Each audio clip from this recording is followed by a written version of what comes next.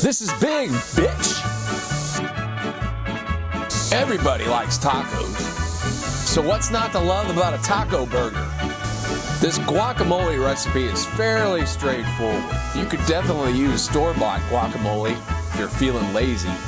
This guacamole has the usual suspects: sour cream, avocado, diced onion, garlic, Kalamata olives, diced Roma tomato, salt and pepper, and the juice of a lime.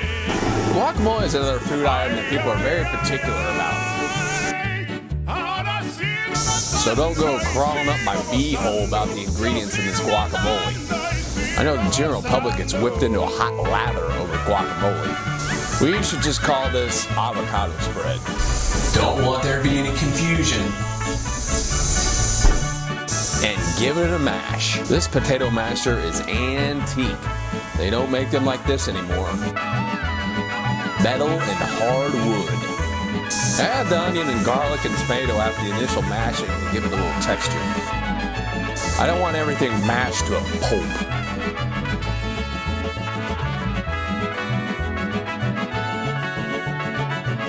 I'm using La Preferita Sizzle seasoning.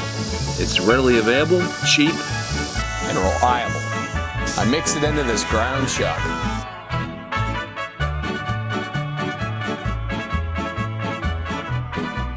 Be careful not to overmix. It can make the burger very dense. I'm gonna put this on a very cheap toasted bun. Yo voy a cantar esta canción, yo voy a cantar esta canción para mi gente. This is big, bitch! Would you look at that? It's almost twice the size of the bun. Burger breaks apart a little bit. It's no big deal. All going from the plate to my mouth.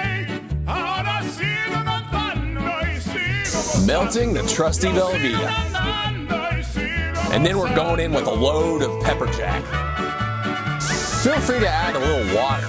It'll create a steam effect and speed up the melting. This has about a ½ inch of melted cheese on it.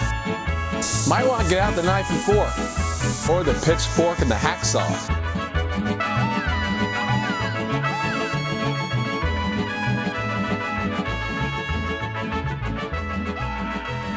This is big, biatch.